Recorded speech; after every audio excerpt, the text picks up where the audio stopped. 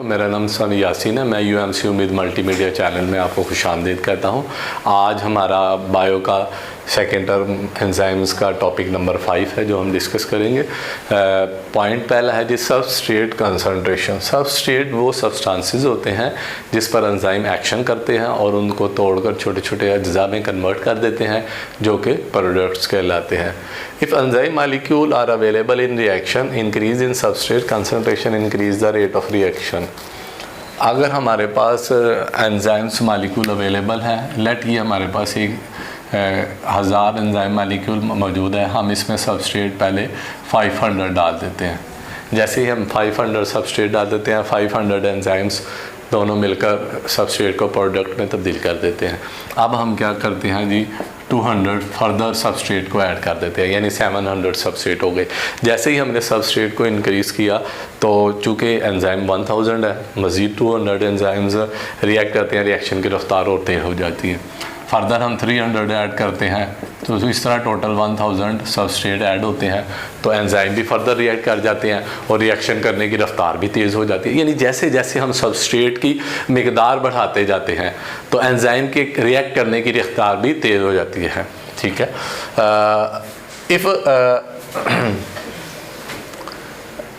If the concentration is kept constant and the amount of substrate increase, a point is reached where further increase in substrate does not increase the rate of reaction anymore। अगर आप enzyme की मिकदार constant कर दें और substrate को बढ़ाते जा रहे हैं तो एक मरहला ऐसा आएगा, मज़ीद आप सबस्ट्रेट को बढ़ाएंगे तो रिएक्शन जो है मज़ीद नहीं बढ़ेगा। जैसा कि हम सबस्ट्रेट को 500 से 1000 की तरफ ले गए, सबस्ट्रेट बढ़ाते गए, एंजाइम चूँकि हमने कांस्टेंट रखे हैं तो एंजाइम्स की लिमिट तक सबस्ट्रेट बढ़ते गए रिएक्शन तेज़ होता गया।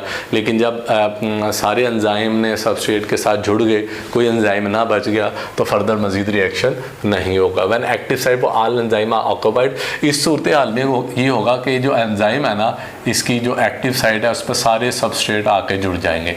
मतलब ये 1000 सबस्ट्रेट है, 1000 एंजाइम्स के साथ जुड़ गए, सारे एंजाइम की ये जो एक्टिव साइट है ये सारी की सारी फिल हो गई। अब कोई एंजाइम नहीं बचा ना उसकी एक्टिव साइट बची। अगर आप मज़ीद सबस्ट्रेट ऐड करेंगे तो वो वैसे के वैसे ही पड़ेंगे, उनके साथ एंजाइम नहीं मिलेंगे और रिएक्शन मज़ीद नहीं होगा। Any substrate do not find free, active site नहीं उसे मिलेगी। ऐसी हालत को this is called the saturation of active site and reaction does not, इससे आगे मज़ीद रिएक्शन नहीं बढ़ता। दूसरा पॉइंट है जी pH. Enzyme all enzyme work maximum at narrow range of, एक मखसूस पीएच होती है जिस पर एंजाइम काम करते हैं। उससे अगर पीएच ज़्यादा हो जाए या कम हो जाए उस रेंज से तो पीएच सही काम नहीं करते। उस पीएच को हम नाम देते हैं ऑप्टिमम पीएच, वो पीएच कहलाती है optimum. A slight change in pH causes the retard enzyme activity और ब्लॉक इट्स कंप्लीटली।